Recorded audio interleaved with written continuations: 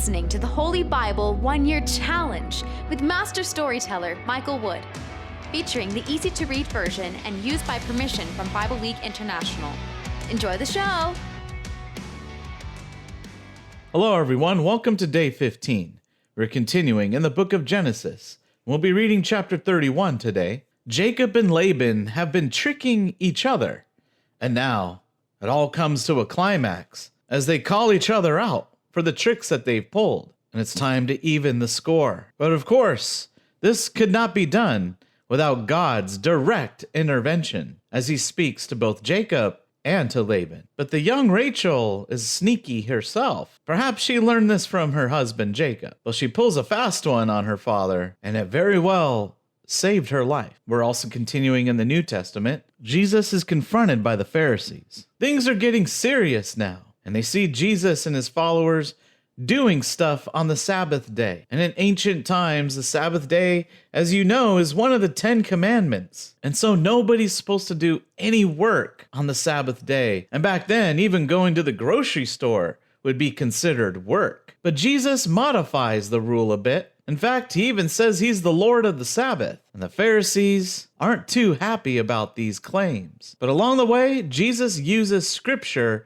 to defend himself and to explain things. He quotes from Isaiah, and he refers back to David, because if they don't respect Jesus, they have to respect the ancient ones that are in the Holy Scriptures, upon which their entire institution is based. Stay with us to hear more details. If you enjoy the show, visit me at patreon.com/storymaster. You'll find the link in the description box below. By contributing as little as $1 per month, you will enable me to continue this ministry, and you'll get cool rewards too. Together, we're going to get through the Bible in 1 year. Let's get started. Genesis 31. Jacob runs away. One day, Jacob heard Laban's sons talking. They said, "Jacob has taken everything our father owned. He has become rich with all the things that belong to our father." Jacob also noticed that Laban was not as friendly as he had been before. Then the Lord said to Jacob, "Go back to your own land, where your ancestors lived. I will be with you." So Jacob sent someone to tell Rachel and Leah to meet him in the field where he kept his flocks. He said to them, "I have noticed that your father is not as friendly to me as he was before. But the God my father worshipped has been with me. You both know I have worked as hard as I could for your father, but he has cheated me again and again. He has changed my pay 10 times, but God has protected me from harm. When Laban agreed to give all the speckled animals for my pay, the whole flock gave birth to speckled young. Then, when he said my pay would be the striped animals, the whole flock gave birth to striped young.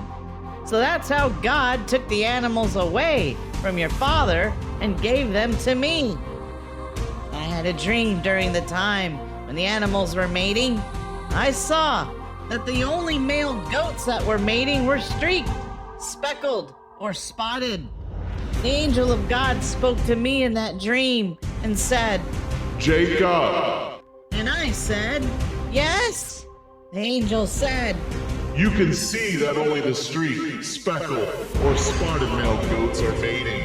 I'm doing this because I've seen all the wrong things Laban has been doing to you, and I want to help you. I'm the God who appeared to you at Bethel, where you set up that special stone, poured olive oil on it, and made a promise to me. Now I want you to leave this place and go back to the land where you were born." Rachel and Leah answered, "We have no reason to stay here. Our father has nothing left, so we will not receive anything when he dies. He has treated us like strangers. He sold us to you for your years of service, and then he spent all the profit he received from your work. Some of that should have been ours. All the wealth God took from our father to give to you really belongs to us and our children. So we think you should do what God told you to do." Jacob immediately prepared them for the journey. He put his children and his wives on camels and began the journey back to the land of Canaan, where his father lived. He took all the livestock he owned, as well as all the other things he had gained during his time in Mesopotamia. They left while Laban was away from home, cutting the wool from his sheep. Rachel stole the idols from her father's house and took them with her. Jacob tricked Laban the Aramean by not telling him he was leaving. Jacob ran away with his family, and they took with them everything they owned. They crossed the Euphrates River and traveled towards the hill country of Gilead. Laban chases Jacob. 3 days later, Laban learned that Jacob had run away. So he gathered some of his own people together and began to chase Jacob. After 7 days, Laban found him in the hill country of Gilead. But God appeared to Laban in a dream that night and warned him. Be careful what you say to Jacob. Don't say anything to bring him harm. The search for the stolen idols. The next morning, Laban caught up with Jacob, who had set up his camp in the hill country. Laban and all his people also set up camp there in the hill country of Gilead. Laban said to Jacob, Why did you trick me and take away my daughters like prisoners of war? Why did you run away without telling me? If you had told me, I would have given you a party. We could have celebrated with singing to the music of harps and tambourines. You did not even let me kiss my grandchildren and my daughters goodbye. You were very foolish to do this. I have the power to do harm to you all. But last night, the God of your father came to me in a dream. He warned me not to harm you in any way. I know you left because you want to go back to your home. But why did you steal my idols?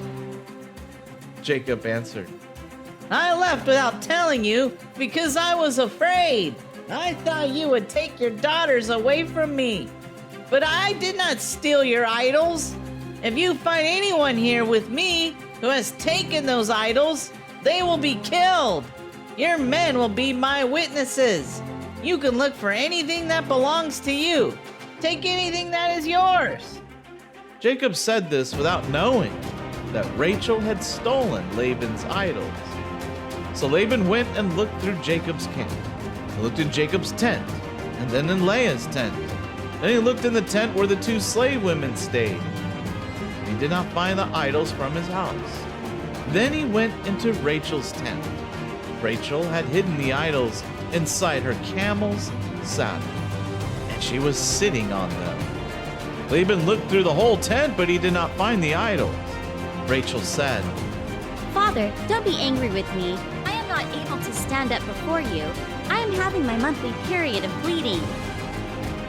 So Laban looked through the camp, but he did not find the gods from his house. Then Jacob became very angry and said, What wrong have I done? What law have I broken? What right do you have to chase me and stop me? You looked through everything I own and found nothing that belongs to you. If you found something, show it to us.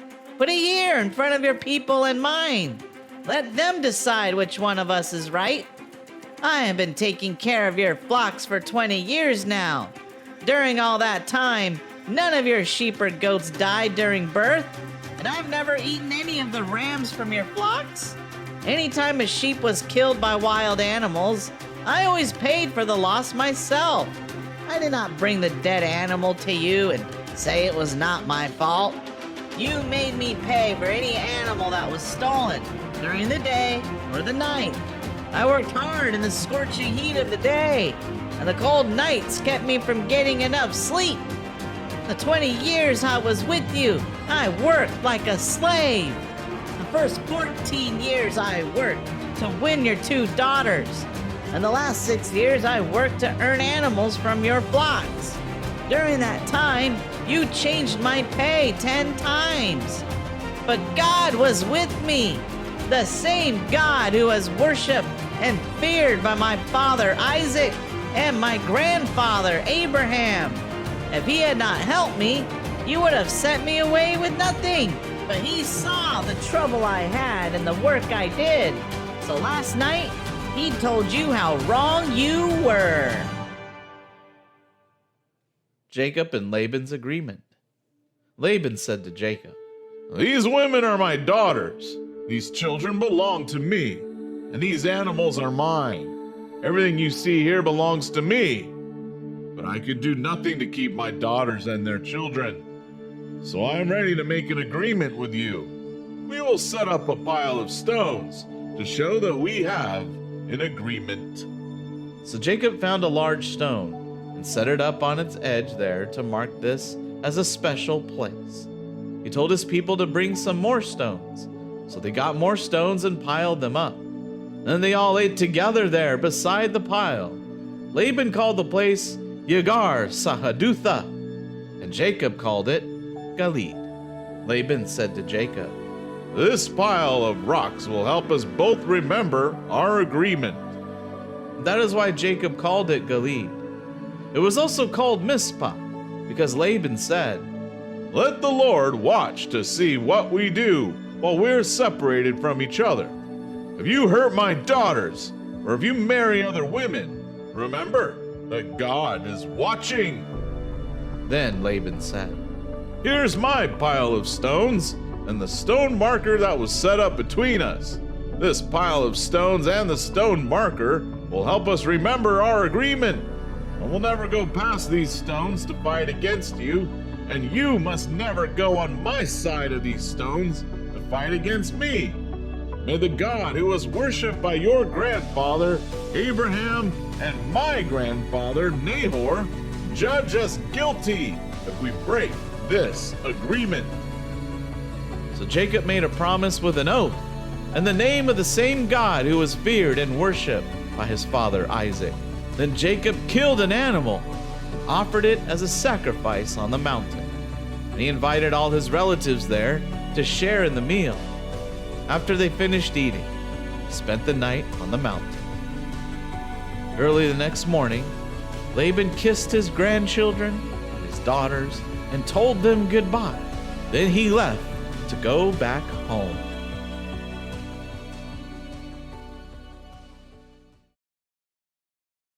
Matthew chapter 12, verses 1 to 21. Jesus is Lord over the Sabbath day. About that same time, Jesus was walking through some fields of grain on a Sabbath day. His followers were hungry, so they began to pick some heads of grain and eat them.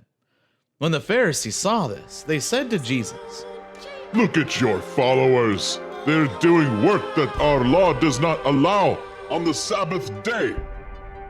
Jesus answered them, You have read what David did when he and those with him were hungry. David went into God's house and ate the bread that was offered to God. It was against the law for David or those with him to eat that bread, which only the priests are allowed to eat. And you have read in the law of Moses that on every Sabbath day, the priests at the temple break the law about working on the Sabbath day. But they are not wrong for doing that.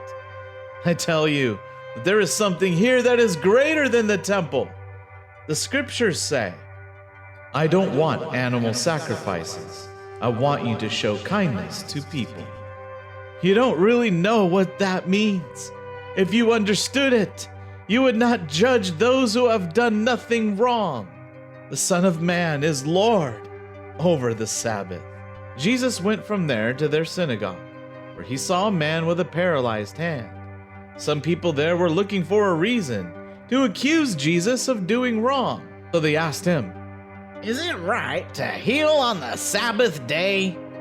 Jesus answered, If any of you has a sheep, and it falls into a ditch on the Sabbath day, what will you do?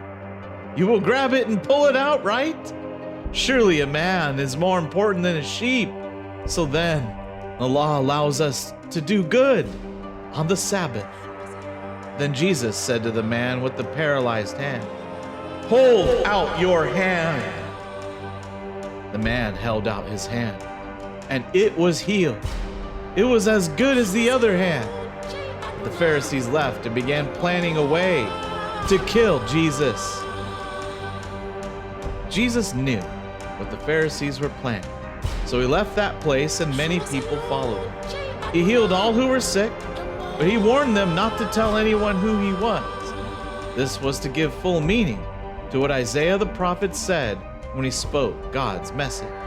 Here is my servant, the one I have chosen. He is the one I love, and I am very pleased with him. I will fill him with my spirit, and he will bring justice to the nations. He will not argue or shout. No one will hear his voice in the streets. He will not break off even a bent stem of grass. He will not put out even the weakest flame. He will not give up until he has made justice victorious. All people will hope in him.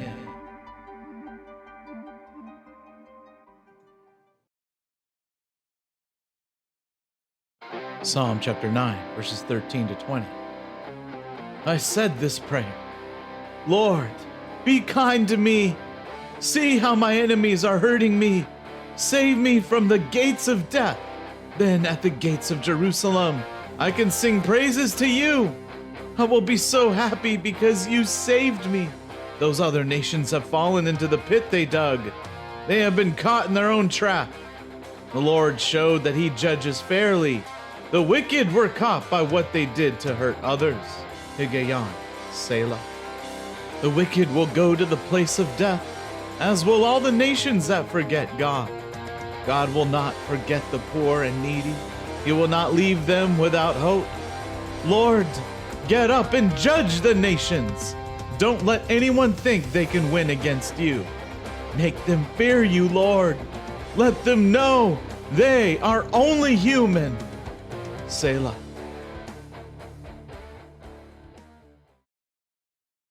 Thank you, everyone. That was day 15. Join us for day 16. Jacob prepares to meet his rival brother Esau. Last time we left Esau, he wanted to kill Jacob. And in the New Testament, in the book of Matthew, people bring a blind man to Jesus. But he's not only blind, he's also demon-possessed. But when Jesus heals him, the Pharisees accuse Jesus of being a satanic ruler of demons. We hope you enjoyed today's verses.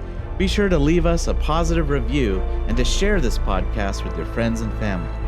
Please join us for the next episode as we experience the Bible in 1 year.